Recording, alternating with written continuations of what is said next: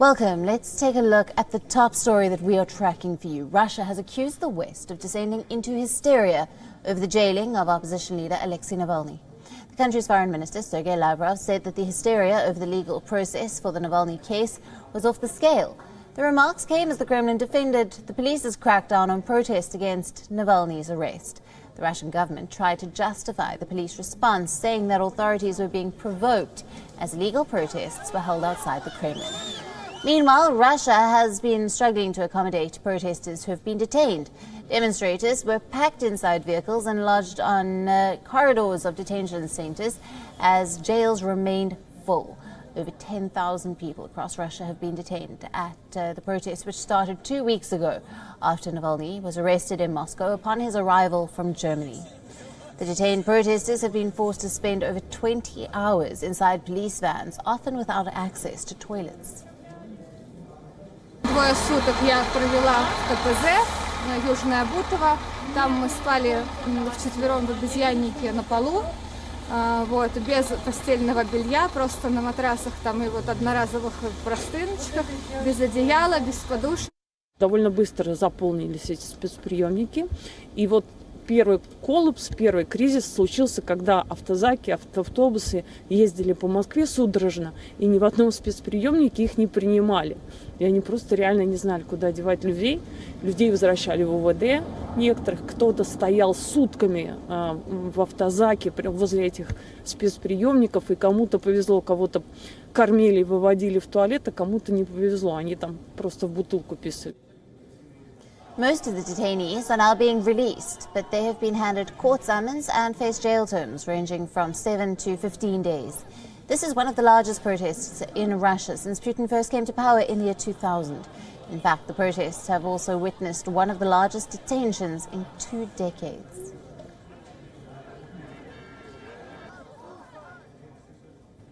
Galina Polonskaya is joining us live from Moscow with the latest developments.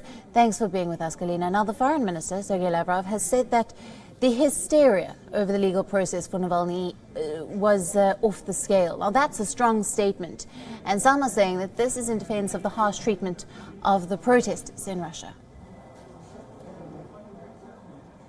Well, actually, the hysteria is off the scale. That's what the Russian leadership thinks about all the appeals from the West concerning the situation around Alexei Navalny, who was sentenced this week. And now we know that there are many detained who are in very, very difficult conditions. We see those videos on various Telegram chats of people still staying in those cars without water or food, and they say that they are lacking even oxygen since the 2nd of February, when the decision to put Alexei Navalny in prison was taken. Those people were detained and they are urging for help. And those who are inside this special detention center in the Sakharova village nearby Moscow say that they are placed into cells designed for 8 people, and they are 20 or even 30, so they're even lacking some space to sleep. The press secretary Vladimir Putin was asked today if it could be considered as the worst wave of repressions in Russia, and he said that it was absolutely not the case, that the fault was on those who took part into illegal protests, illegal actions, and he said that actually this system is not designed for so many detained in Russia. Right, Galina, what is the latest for Navalny and his supporters now? Are the protests set to continue? Well, actually, Alexei Navalny is going to be transported to a colony, and most of his allies here in Russia are under house arrest. They are suspects in a criminal case, the so-called sanitary criminal case, which was opened after the first protest on the 23rd of January, and most will stay at the house arrest until March, and some charges have been presented related to one of key Navalny's allies, Lyubov Sobol, today. Actually, there are more than 20 criminal cases which were opened. So at the moment, the team of Navalny is kind of blocked because many are under arrest. Some, Leonid Volkov, for example, are abroad, but for the moment they are not calling for protests. But of course, some analysts think that the protest movement will surely continue.